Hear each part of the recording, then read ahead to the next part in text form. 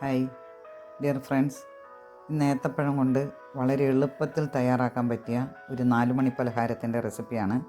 ഇത് വളരെ ഹെൽത്തിയാണ്, അതുപോലെ തന്നെ ടേസ്റ്റിയാണ്. നമ്മുടെ കുട്ടികൾ സ്കൂൾ വിട്ട് വൈകുന്നേരം വരുമ്പം കൊടുക്കാൻ വേണ്ടി നമുക്ക് എളുപ്പം തയ്യാറാക്കാൻ പറ്റിയ ഒരു പലഹാരമാണ്. നമ്മുടെ കുട്ടികൾക്കെല്ലാം നന്നായിട്ട് ഇഷ്ടപ്പെടുന്ന ഒരു പലഹാരം കൂടിയാണ്. അപ്പോൾ അതെങ്ങനെ ഉണ്ടാക്കുന്നതെന്ന് വീഡിയോ കണ്ടു നോക്കാം. ഇതിനായി ഞാൻ 2 ഏത്തപ്പഴമാണ് എടുത്തിരിക്കുന്നത്. ഇത് നല്ലതുപോലെ പഴുത്ത ഏത്തപ്പഴമാണ്. ഇതിന് ചേർക്കാനായിട്ട് ഒരു തേങ്ങയുടെ പകുതി ചിരകി വെച്ചിട്ടുണ്ട്. ഇനി ഒരു 170 ഗ്രാം ശർക്കരയും എടുത്തിട്ടുണ്ട്. മധുരത്തിനനുസരിച്ച് നമുക്ക് ശർക്കര ചേർക്കാവുന്നതാണ്. ഇനി നമുക്ക് ഈ ശർക്കരയൊന്ന് ഉരുക്കി അരിച്ചെടുക്കണം. അപ്പോൾ ഇതിനായിട്ട് ഞാൻ ഒരു 2 ടേബിൾ സ്പൂൺ വെള്ളം ചേർത്തിട്ടുണ്ട്. ഒരുപാട് വെള്ളമൊന്നും ചേർക്കണ്ട, കാരണം പിന്നെ നമ്മളിത് വറ്റിച്ചെടുക്കണ കുറച്ച് സമയമെടുക്കും. ഇനി നമുക്കൊന്ന് അരിച്ച് മാറ്റി വെക്കാം. പഴമെല്ലാം ചെറിയ കഷ്ണങ്ങളായിട്ട് മുറിച്ചെടുത്തിട്ടുണ്ട്. തീരെ ചെറിയ കഷ്ണങ്ങളാക്കണ്ട. ഇനി ഒരു കടായി അടുപ്പത്ത് വെച്ച് അതിലേക്ക് 1 ടേബിൾ സ്പൂൺ നെയ്യ് ഒഴിക്കുക.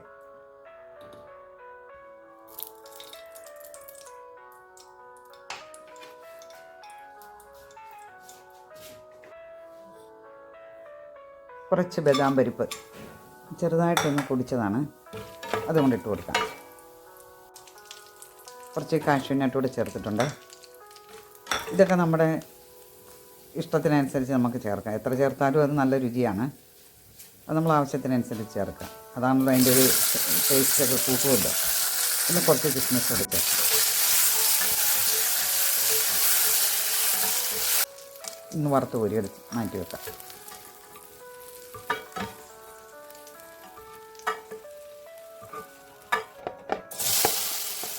ഞാൻ നെയ്യിലേക്ക് നമുക്ക് ഏത്തപ്പഴം കൂടെ ഇട്ട് കൊടുക്കാം.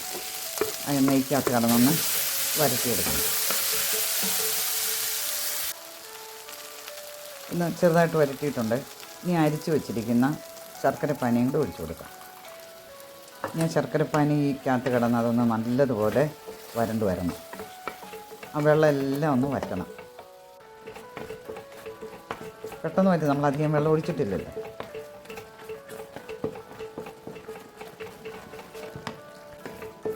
ഇതുപോലെയായി കണ്ടോ, വെള്ളം എല്ലാം വറ്റിയിട്ടുണ്ട്.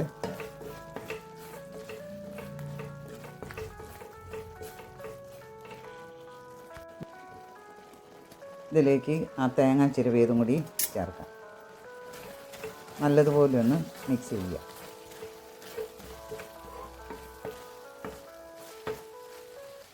പഴം ഒരുപാട് വെന്തുടഞ്ഞ് പോകണ്ട.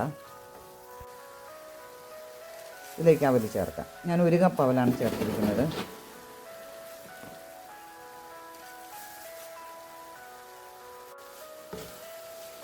ഇനി അവലും പഴവും ശർക്കര എല്ലാം കൂടി ഒന്ന് യോജിപ്പിക്കുക.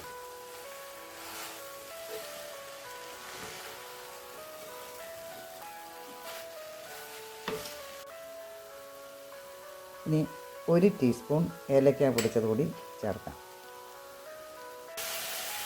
അപ്പം തന്നെ നല്ല വാസനയാണ്. ഏലക്കായും പഴവും ശർക്കരയും നെയ്യും എല്ലാം കൂടെ ചേർന്നപ്പം. ഇനി നമ്മൾ ആ വറുത്ത് കോരി വെച്ചിരിക്കുന്ന അണ്ടിപ്പരിപ്പ്, ബദാം പരിപ്പ്, കിസ്മിസ് അതുകൂടെ ചേർക്കാം. ഇതുപോലെ നിങ്ങളൊന്ന് ഉണ്ടാക്കി നോക്കണം. വളരെ ടേസ്റ്റിയാണ്.